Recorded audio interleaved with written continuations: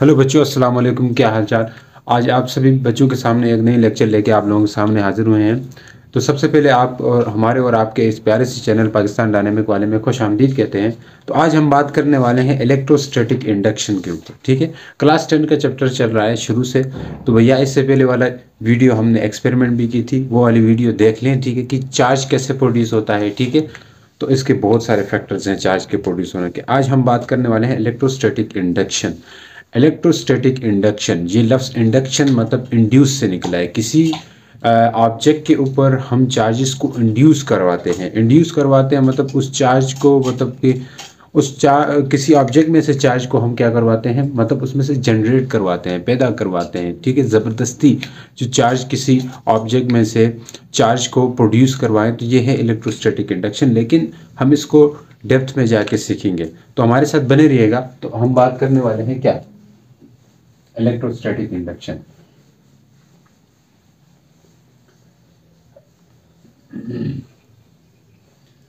देखिए, electrostatic induction topic है।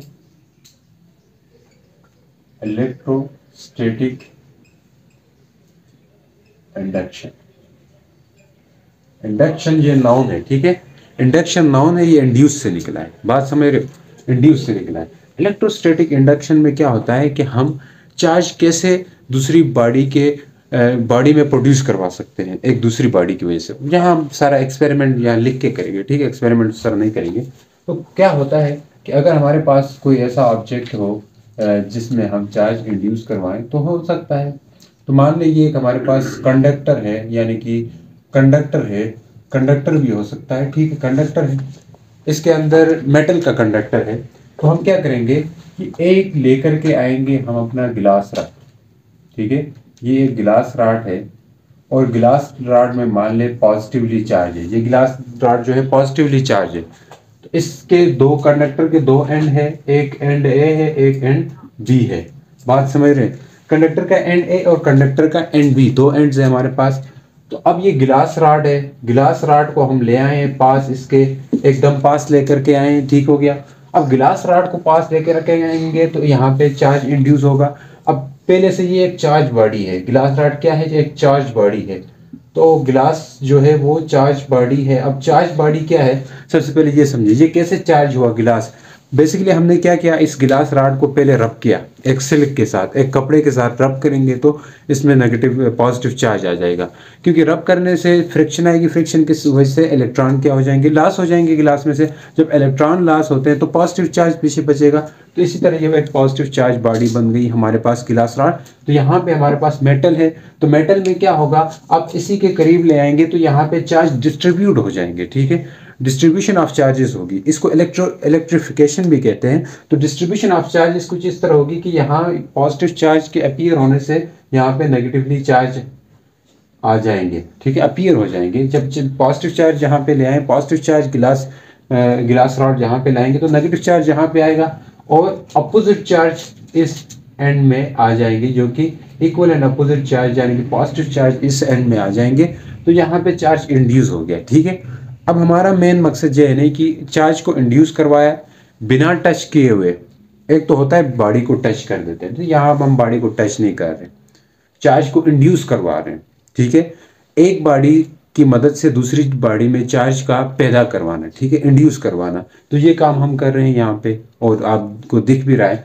तो होगा क्या, अब यहाँ पे चार्ज इंड्यूस हो गए। तो अब हम इलेक्ट्रोस्टैटिक इंडक्शन की डेफिनेशन भी इसी एक्सपेरिमेंट, यानी कि ये आपके सामने बना हुआ है, इसके मुताबिक हम डेफिनेशन भी करेंगे। वो क्या होगी, the phenomena of the process, क्या होगा, the process in which distribution of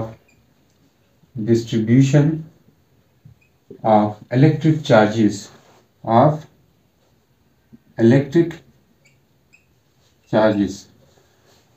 ऐसा फिनोमिना या ऐसा प्रोसेस जिसमें इलेक्ट्रिक चार्जेस की डिस्ट्रीब्यूशन हो। ठीक है, इलेक्ट्रिक चार्जेस की डिस्ट्रीब्यूशन हो इन एन ऑब्जेक्ट, किसी ऑब्जेक्ट में, लाजमी नहीं, कोई भी ऑब्जेक्ट हो सकता है, प्लास्टिक का हो सकता है। ठीक है, in an object under the influence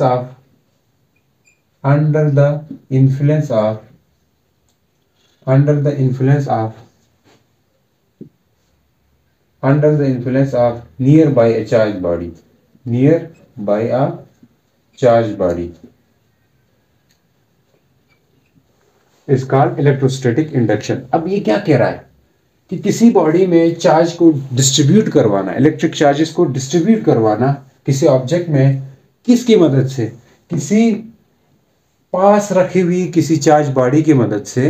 near by A charge body का मतलब है पास रखी हुई किसी चार्ज बॉडी की मदद से किसी दूसरे बॉडी में चार्ज की डिस्ट्रीब्यूशन करवा देना, चार्जेस की डिस्ट्रीब्यूशन करवाना, ये क्या है आपके पास, इलेक्ट्रोस्टैटिक इंडक्शन है। इलेक्ट्रोस्टैटिक इंडक्शन का फिनोमेना मतलब हमने डेफिनेशन इस एक्सपेरिमेंट की मदद से हमने डेफिनेशन की, इसकी आपको समझ आ गई। लेकिन मेन मुद्दा ये नहीं है, मेन कहानी कुछ और है।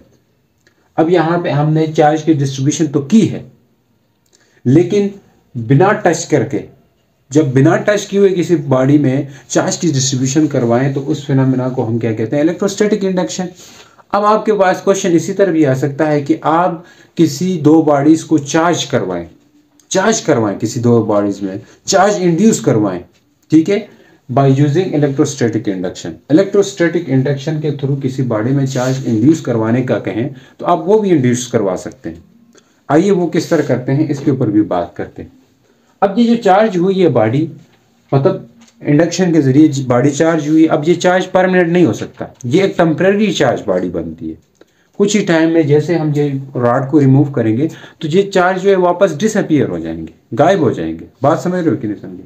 तो हमारा अब का टारगेट क्या है इसके बाद का टारगेट ये है कि हम चार्ज को क्या करवाएंगे, डिस्ट्रीब्यूट तो करवा देंगे, लेकिन डिस्क्राइब द फिनोमेना या describe the situation in which two solid sphere can be charge by using a electrostatic induction. कि इलेक्ट्रोस्टैटिक इंडक्शन की मदद से आप दो सॉलिड स्फीयर को अपोजिटली चार्ज करवाएं। इस तरह क्वेश्चन आ सकता है पेपर में। तो आपके बुक में एक एक्सपेरिमेंट भी दिया हुआ है, हम उसके ऊपर बात कर रहे हैं, ठीक है। तो हमने क्या करना है कि इलेक्ट्रोस्टैटिक इंडक्शन की मदद से हमने दो स्फीयर को अपोजिटली चार्ज करवाना है। अपोजिट चार्ज मतलब उनमें इंड्यूस करवाने। दो सॉलिड स्फीयर दिए होंगे, उन सॉलिड स्फीयर में अपोजिटली चार्ज इंड्यूस करवाना है with the help of electrostatic induction. बात समझ रहे हो भैया ये क्वेश्चन? तो हम क्या करेंगे, दो सबसे पहले इसका स्टेप नंबर 1 ये होगा कि हम पहला स्टेप ये है, आप जाकर के दो सॉलिड स्फीयर लाएंगे। ये दो सॉलिड स्फीयर है, ये सॉलिड स्फीयर है, एक ए एक बी, एक ए एक बी है। अब ये दो सॉलिड स्फीयर ऐसे रखने हैं आपस में कांटेक्ट में, यहाँ से ये जुड़े हुए हैं कांटेक्ट में, दोनों कांटेक्ट में है सॉलिड स्फीयर, ठीक हो गया। ये स्फीयर कांटेक्ट में है, तो इन स्फीयर के पास हम क्या लेके आएंगे, एक। अब ये पहला स्टेप है, ये स्टेप नंबर ए है मान लें। अब स्टेप नंबर बी में क्या करेंगे, इन्हीं दो सॉलिड स्फीयर के साथ हमने क्या लेके आना है, ये स्फीयर बड़े छोटे बन सकते हैं। अच्छा मैं बिल्कुल यहाँ उस तरह नहीं बना रहा हूँ, इक्वल नहीं बना सकता, ठीक हो गया। अब मैं क्या करूँगा, यहाँ इसके पास एक गिलास रॉड ले आऊँगा। गिलास रॉड ले आया। अब हमें पता है गिलास रॉड में पॉजिटिवली चार्ज होगा, क्योंकि हमने इसको किसी कपड़े के साथ रब करके लाया है। जब कपड़े के साथ सिलिक के साथ रब करेंगे तो इसमें पॉजिटिव चार्ज आएगा, ठीक है। जो नेगेटिव चार्ज थे, इलेक्ट्रॉन्स थे, वो सिलिक यानी कि कपड़े में चले जाएगा, ठीक है। तो ये पॉजिटिवली चार्ज हो गया। जब इसको यहाँ पे ले आए तो अब हमें पता है इलेक्ट्रोस्टैटिक इंडक्शन की वजह से इस स्फीयर के जो इलेक्ट्रॉन्स हैं वो इसके पास आ जाएंगे, अट्रैक्ट हो जाएंगे।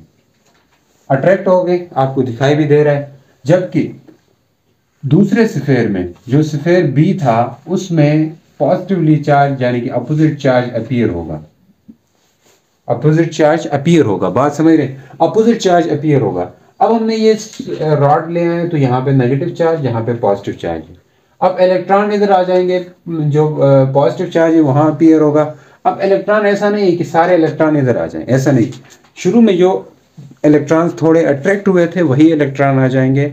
बाद में ज़्यादा इलेक्ट्रॉन यहाँ से यहाँ आने की कोशिश करेंगे इस साइड में, तो ये जो पहले से मौजूद इलेक्ट्रॉन उनको रिपेल करेंगे, ठीक है। रिपेल करके इन इलेक्ट्रॉन्स को दूर भगाएंगे। तो ये खुद मतलब ऐसा है कि इन्होंने अपने आप को ऐसा अरेंज किया, क्योंकि यहाँ पॉजिटिव चार्ज गिलास रॉड रखा था तो यहाँ पे क्या हो गया, नेगेटिव चार्ज अपीयर हो गया। बात समझ आ रही कि नहीं?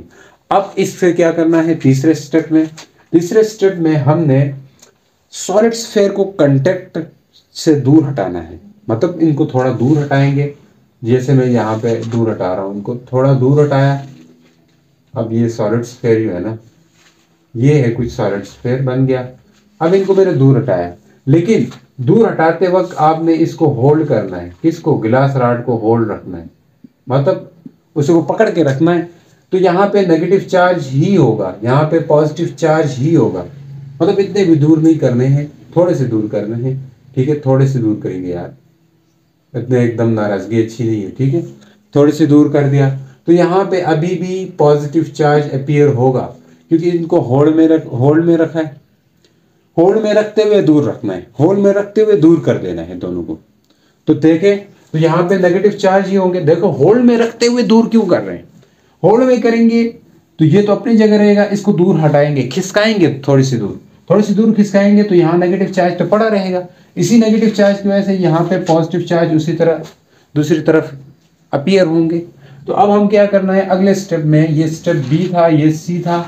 अब डी स्टेप में ये करना है कि इसको गायब कर देना है, गिलास रॉड आपने हटा देना है। गिलास रॉड को हटाएंगे तो क्या होगा देखना, गिलास रॉड को हम हटाएंगे, हटाने से ये रिमूव कर दिया।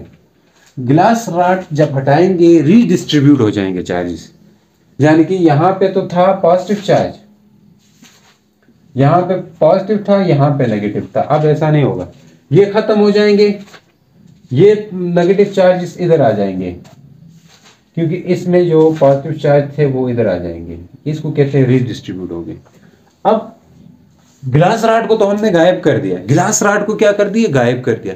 गिलास रॉड को गायब करने से हमारे पास जो इलेक्ट्रॉन्स थे और जो पॉजिटिव चार्जेस थे वो स्फीयर में जो अपीयर हुए थे वो आपस में अपोजिटली अलाइन हो जाएंगे, एक दूसरे के अपोजिट आके मद्दे मुकाबिल हो जाएंगे। अब दोनों अपोजिट आ गए, तो अब दोनों अपोजिट आएंगे और ये चार्ज हो गए हैं। अभी मुबारक हो, चार्ज हो गए।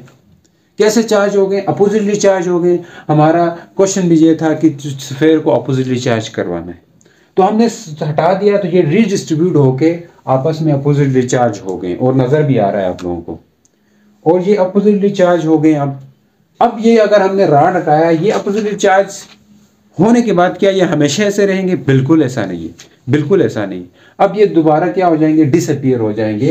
ये डिसअपियर होके ये चार्जेस जो हैं वो अपने अपने ठिकाने को जाएंगे, अपने अपने ठिकाने जाएंगे। मतलब ये नेगेटिव चार्जेस इस तरह गायब और ये पॉजिटिव चार्ज गायब हो जाएंगे थोड़ी देर तक, तो इसके बाद डिस्ट्रीब्यूट होके गायब हो जाएंगे।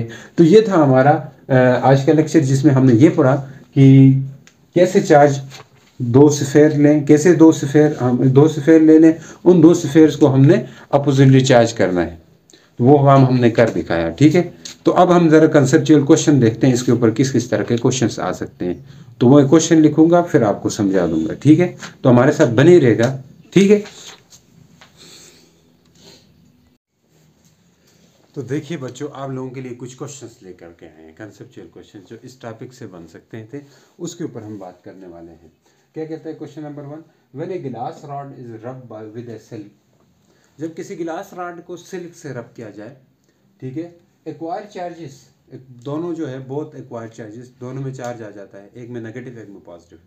ठीक है, what is the source of electrification, इनका इलेक्ट्रिफिकेशन मतलब जो चार्ज होते हैं इनका सोर्स क्या है, इनके पीछे का सोर्स क्या है। सबसे पहले ये देखें, सबसे पहले इस चीज़ को समझेंगे। रब करते हैं जब आप किसी गिलास रॉड को, ये कोई गिलास रॉड है मान ले, इसको रब कर देते हैं तो पॉजिटिव चार्ज आता है। क्यों?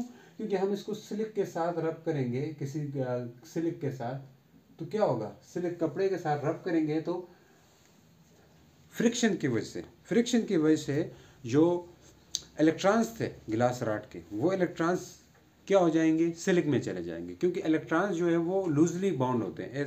प्रोटॉन तो नहीं चले जा सकते हैं ना, पॉजिटिव चार्ज मुश्किल है, वो तो न्यूक्लियस के साथ बाउंड होता है। इलेक्ट्रॉन्स चले जाएंगे, वो लूजली बाउंड होते हैं, वो सिल्क में चले जाएंगे, तो सिल्क जो है वो नेगेटिव चार्ज होगा और पॉजिटिव चार्ज गिलास जो है वो पॉजिटिव चार्ज होगा। लेकिन इसके पीछे की वजह क्या है कि मतलब सोर्स ऑफ इलेक्ट्रिफिकेशन क्या है, चार्ज का जो सोर्स है जिसकी वजह से चार्ज होते हैं ये दोनों, वो क्या है? वो इलेक्ट्रॉन्स है। Electron are the source of electrification. जो इलेक्ट्रिफिकेशन या कोई बॉडी चार्ज होने में इलेक्ट्रॉन ही रोल प्ले करते हैं। इलेक्ट्रॉन रोल प्ले करते हैं और इलेक्ट्रॉन जब सिलिक में जाएंगे सिलिक जो है वो नेगेटिवली चार्ज होगा और पीछे जो गिलास रॉड है वो पॉजिटिवली चार्ज होंगे। इस तरह दोनों बॉडीज अपोजिटली चार्ज हो सकती है। बात समझ आइए। आइए नेक्स्ट पे बात करते हैं। Is the mass of body affected on charging? क्या चार्जिंग की वजह से बॉडी का मास अफेक्ट हो सकता है? बिल्कुल हो सकता है। कैसे? देखिएगा, इलेक्ट्रॉन जब चार्जिंग करते हैं इंडक्शन के ज़रिए या किसी और मेथड के ज़रिए, तो इलेक्ट्रॉन्स का ट्रांसफॉर्मेशन होता है, यानी इलेक्ट्रॉन्स एक बॉडी से दूसरी बॉडी में मूव कर जाते हैं। जैसे सिलिक और गिलास में ले लें एग्जांपल, आपका जो सिलिक है, कपड़ा है, उसमें नेगेटिव चार्ज आ जाता था, तो मतलब जो ग्लास रॉड में से कुछ इलेक्ट्रॉन्स सिलिक में चले गए। ठीक है, सिलिक में जाने से क्या होगा कि सिलिक में अब इलेक्ट्रॉन्स जा रहे हैं, तो इलेक्ट्रॉन्स का भी तो अपना कोई मैस होता है। ये आपको पता है, इलेक्ट्रॉन का जो मैस है वो कितना होता है? वो 9.1 मल्टीप्लाई 10⁻³ kg मैस होता है एक इलेक्ट्रॉन का मैस। तो मतलब इलेक्ट्रॉन जब जाएंगे तो साथ में उनका मैस भी तो जाएगा। ठीक है, बात समझो कि नहीं समझो? अब मैस जाएगा तो डेफिनेटली मैस अफेक्टेड होता है ड्यू टू चार्जिंग की वजह से मैस अफेक्ट हो सकता है। बात समझ आई कि नहीं आई? देखिए, तीसरा क्वेश्चन बहुत इंपॉर्टेंट है, इसको भी आप समझिएगा। टू आइडेंटिकल मेटेलिक स्फेयर, दो सेम स्फेयर है, मतलब जिनका मैस सेम है, जिनका आपने ऐसे स्फेयर कोई ले रखे हैं जिनका मैस सेम है। मान ले दोनों 5 kg के थे, दोनों कितने के थे? 5 kg के थे, 5 kg के थे, एग्जैक्टली इक्वल है मैसेस आर टेकन, और उनको लिया आपने, दो इक्वल मैसेस के स्फेयर को ले लिया। One is given A positive charge, एक को आपने दो ले लिए, मैं दो बनाता हूँ, दो आपने ले लिए स्फेयर, एक को पॉजिटिव चार्ज दे दिया, one is given with a positive charge, क्यों? कूलम चार्ज कूलम की फॉर्म में देंगे ना। And other is an equal negative charge, और दूसरे को जितना मतलब इसको पॉजिटिव चार्जेस दिए इतने इसको नेगेटिव चार्जेस भी दे दिए आपने। दियर मैसेस आफ्टर चार्जिंग इक्वल, क्या उनके मैसेस चार्जिंग के बाद आपने बॉडी को चार्ज करेंगे, मतलब दोनों स्फेयर को, एक को नेगेटिव चार्ज किया एक को पॉजिटिव चार्ज किया, क्या चार्जिंग के बाद भी उनका मैस उतना ही रहेगा? नहीं, ऐसा नहीं होगा, अफेक्टेड होंगे मैसेस, क्योंकि हमने ऊपर पढ़ा है चार्ज के बाद मैस अफेक्ट होता है। तो किसका मैस ज़्यादा होगा? शुरू में तो दोनों का मैस आपने सेम लिया था, लेकिन चार्जिंग के बाद जो नेगेटिव चार्ज जो स्फेयर हुआ है उसका मैस ज़्यादा होगा थोड़ा सा, किससे? पॉजिटिव वाली चार्ज बॉडी से। तो उम्मीद करता हूँ आप लोगों को समझ आई होगी, तो हमारे साथ बने रहिएगा। तो मिलते हैं एक नेक्स्ट लेक्चर के साथ। अल्लाह हाफिज़।